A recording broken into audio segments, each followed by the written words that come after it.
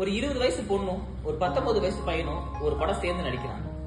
அங்கிருந்து அவங்களுடைய காதல் உருவாகுது. அதை அடுத்த கட்டத்துக்கு எடுத்துட்டு போகலாம்னு நினைக்கிறப்போ ஜாதி, மதம், மொழி, இனம், வயசு, கெரியர், இது எல்லாமே சேர்ந்து அதை தடுக்குது. சரி, 2 பேருக்கு கெரியர் தான் முக்கியம். சரி, 2 பேரும் கெரியர்ல கான்சென்ட்ரேட் பண்ணும்போது அந்த பொண்ணு அவனோட நினைவுகளோட அங்கேயே நிக்கிறா. அந்த பையன் அடுத்த காதல், கல்யாணம், குழந்தைங்க வித்து அவனோட கெரியர் அப்படின்னு சொல்லி கடந்து போய்கிட்டே இருக்கான். இப்ப ஒரு கட்டத்துல இந்த பையனோட சேர்ந்து கெரியர்ல டிராவல் பண்றதுக்கு இந்த பொண்ணுக்கு ஒரு வாய்ப்பு கிடைக்குது.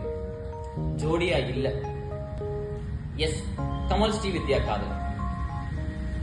தான் மனசுல நினைச்ச ஒரு பையனுக்கு அபூர்வ சகோதரர்கள் படத்துல அம்மாவா, நம்ம ஒரு படத்துல அக்காவா, காதலா மாமியாரா கூட நடிச்சு உன் கூட இருந்தா மட்டும் போதும் அப்படிங்கிற ஒரு மனநிலைக்கு வந்தது ஸ்ரீவித்யாவுடைய பெருந்தன்மை.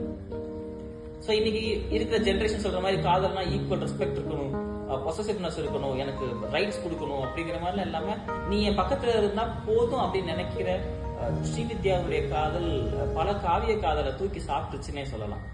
சோ நான் பார்த்து வியந்த காதல்கள்ல கமலஹாசன் ஸ்ரீவித்யா காதலுக்கு வந்து எப்பவுமே ஒரு மரியாதையும் வாழ்த்துக்களும் இருக்கும். இன்னைக்கு ஸ்ரீவித்யா அவர்கள் நம்ம கூட இல்லைன்னா கூட அவங்களுக்கும் கமலுக்கும் உண்டான அந்த அன்பு இன்னைக்கு வரைக்கும் அதை அவங்க அங்கீகரிக்கிற விதம் ஐ ரெஸ்பெக்ட்.